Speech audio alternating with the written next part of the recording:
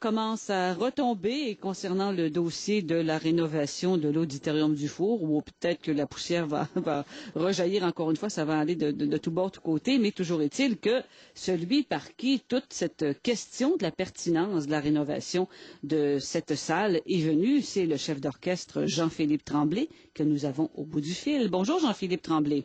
Bonjour. Vous aviez déclaré au journal Le Quotidien, c'était l'article en tout cas que j'ai devant moi, est du 8 avril 2009.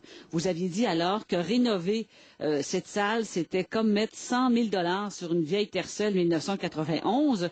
Pensiez-vous provoquer une telle réaction à la suite de vos propos là? Ah ben non, absolument pas. Écoutez, c'était tout d'abord le contexte, c'était vraiment une entrevue que M. Côté faisait sur ce que je faisais sur ma carrière, et puis il a soulevé le point de l'auditorium, et puis là c'est à ce moment-là que je me suis enflammé. Mais ce qui est extraordinaire, c'est de voir que ça a donné un petit peu de munition, puis c'est de voir comment les étudiants du conservatoire ont pris ça en main, puis ça pour moi c'est une grande fierté. C'est surtout c'est extrêmement inspirant.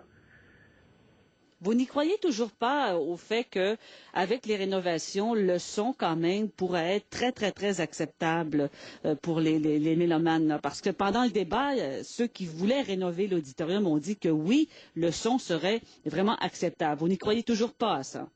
Ben, écoutez, j'y croirais quand on aura une étude acoustique de ça si c'est nécessaire, mais c'est pas en même temps, là, vous savez, l'acoustique c'est une science qui est précise, mais il y a aussi des bases qui sont bien difficiles à contourner. Puis quand on regarde la forme de l'auditorium du Four, et ceci étant dit, si j'ai rien contre cette salle-là, j'ai joué là plein de fois, j'adore l'endroit, c'est très chaleureux.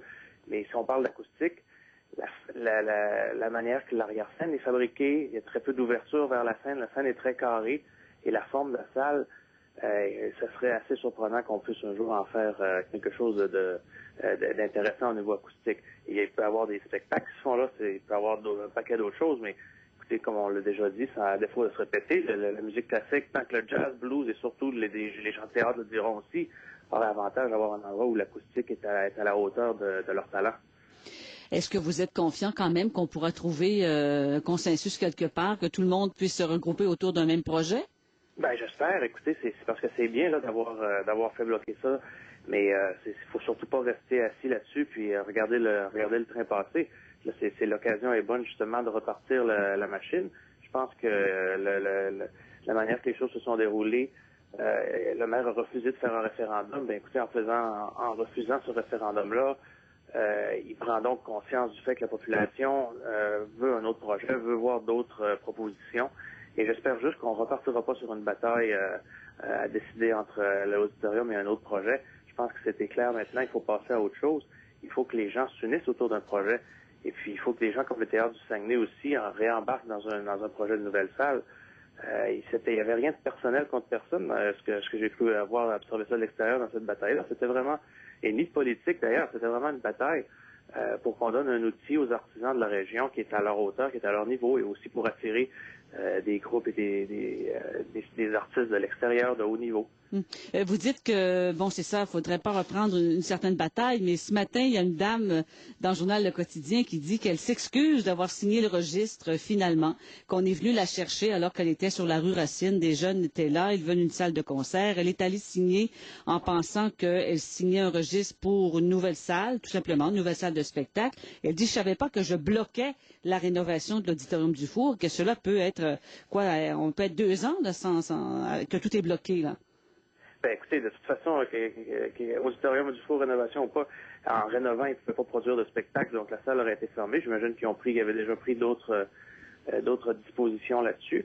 Mais une nouvelle salle peut prendre 3 à 4 ans à partir de maintenant avec tous les processus en cause, mais il y a d'autres endroits au Saguenay, même à Chicoutimi, où est-ce que des gens peuvent faire des concerts. C'est pas faut pas faire peur aux gens là, en leur disant qu'ils viennent de perdre toute culture qu'il y a. Au contraire, on vient de faire un pas vers un projet qui a du gros bon sens, tant artistiquement qu'économiquement. Écoutez, la dame qui a signé, qui s'excuse du registre, ben, je suis désolé, mais quand on signe quelque chose, normalement, on s'informe un petit peu plus pour voir qu'est-ce que ça implique, là.